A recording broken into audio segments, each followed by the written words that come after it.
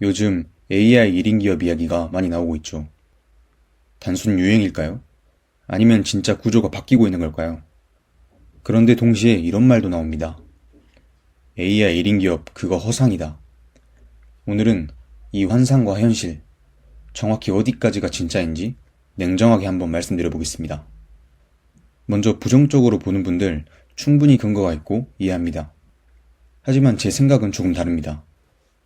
저는 먼저 이러한 질문을 드리고 싶습니다. 그럼 다른 선택지가 있나요? 일단 현실을 직시해야 합니다.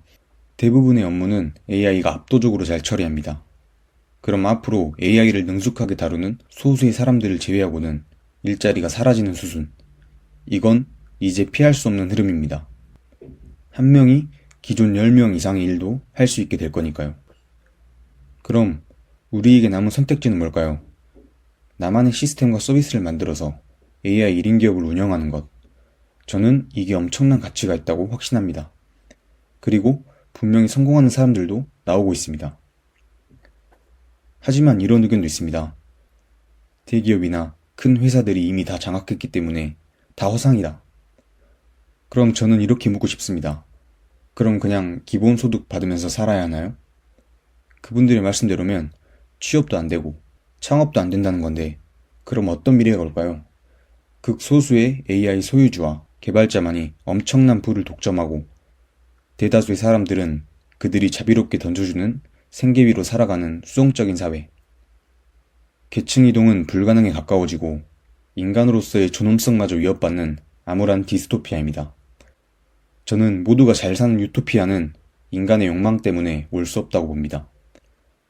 여러분은 AI가 만들어내는 화려한 문명 속에서 그저 남이 주는 대로 무기력하게 살고 싶으신가요? 이대로라면 영화 속 디스토피아가 현실이 될지도 모릅니다. AI가 대부분을 대체하는 시대, 이제 정말 코앞입니다. 이건 선택의 문제가 아니라 무조건 오는 미래입니다. 그렇다면 살아남을 방법은 크게 두 가지입니다. 첫 번째는 나만의 시스템을 만들어 CEO가 되는 것. 두 번째는 1%의 AI 엘리트가 되어 CEO가 가장 신임하는 2, 3인자가 되는 것입니다. 이 두 개밖에 없는데 굳이 왜 2인자가 되어야 할까요? 둘 중 하나면 CEO가 되는 게 훨씬 낫겠죠. 그리고 그 2인자가 되는 게 훨씬 더 어렵다고 봅니다. 또한 AI를 그렇게 잘 다룰 능력이 있다면 남의 회사를 키워주는 것보다 본인 시스템 만들어서 직접 수익 구조 만드는 게 오히려 더 합리적입니다. 물론 좋은 기회니까 하라는 것도 맞습니다. 하지만 현실적으로 다른 방향이 마땅히 없을 수도 있습니다. 사실상 생존 전략이 될 수도 있는 거죠. 그래서 나중에는 1인 기업조차 포화 상태가 될 수 있기 때문에 지금 시작하는 게 가장 유리하다고 계속 말씀드리는 겁니다. 물론 당장 퇴사하라는 얘기는 아닙니다. 그건 현실적이지도 않고 위험합니다. 하지만 AI의 좋은 점이 뭔지 아세요? 시간과 자본의 장벽이 무너졌다는 겁니다. 퇴근 후 남는 시간, 주말 몇 시간, 이걸로도 충분히 테스트가 가능합니다. 예전 같으면 개발자 뽑고 디자이너 쓰고 서버 구축하고 몇 천만 원 들여야 했던 걸 지금은 혼자서도 MVP를 만들 수 있는 시대입니다. 그래서 퇴사를 하지 않고 하기에 사업자가 없이 시작해보는 게 중요하기 때문에 사업자 없이 초기 비용 없이 시작할 수 있게 저희가 구조를 만들어 드리는 것이고요. 저번 영상에서 말씀드렸다시피 한 번에 무조건 성공한다는 아닐 수도 있습니다. 이건 AI 1인 기업뿐만 아니라 모든 사업이 똑같습니다. 실패할 수도 있죠. 하지만 여기서 중요한 포인트가 있습니다. AI 1인 기업의 진짜 가치는 누구나 서비스를 만들 수 있다는 것이 아닙니다. 진짜 가치는 리스크와 비용이 극단적으로 낮아져서 시도 횟수를 미친 듯이 늘릴 수 있다는 것입니다. 예전 사업은 어땠나요? 한 번 시도할 때마다 돈, 시간, 인건비가 수천만 원씩 날아가고 한두 번 망하면 인생이 휘청거렸습니다. 이 차이를 이해하고 조금만 빠르게 시도한다면 대부분은 성공할 수 있다고 저는 확신합니다.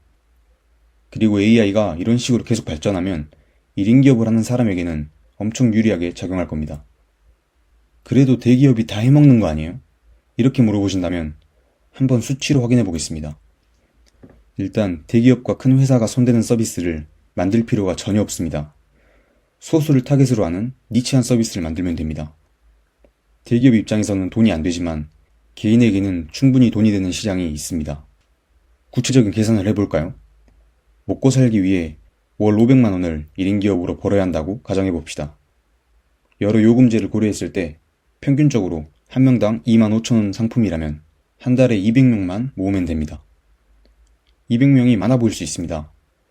하지만 대한민국 전체에서 200명은 생각보다 많지 않습니다. 또 구독자라면 그 다음 달엔 200명까지 모을 필요가 없을 수도 있겠죠. 고가의 가치를 줄 수 있다면 더더욱 그렇고요. 더군다나 이제는 글로벌 서비스 운영도 쉽습니다. 글로벌로 나가면 메리트가 훨씬 큽니다. 전 세계에서 200명? 이건 진짜 구멍가게도 안 되는 규모입니다. 하지만 나는 500만 원을 벌 수 있습니다. 이런 건 대기업과 큰 회사들이 돈이 안 돼서 하지 않습니다. 하지만 1인 기업 입장에서는 웬만한 월급을 뛰어넘는 돈입니다. 그리고 이 세상에는 큰 기업이 관심도 안 가지는 다양한 니즈가 너무나 많습니다. 찾으면 이러한 아이디어는 무조건 나온다고 생각합니다. 직장이 계속 나를 먹여 살려주길 바라면서 아무 준비도 하지 않는 건 자동차 도입 때 마차가 다시 유행하길 기다리던 마부와 다를 게 없다고 생각합니다. 흐름을 못한 사람만 도태되었죠. 저는 그렇게 하지 않으려고 합니다. 여러분들도 이제는 한번 진지하게 생각해 보셨으면 좋겠습니다. 오늘 내용이 도움이 되셨다면 구독과 좋아요 한 번씩만 해주시면 감사하겠습니다. 영상 시청해 주셔서 감사합니다.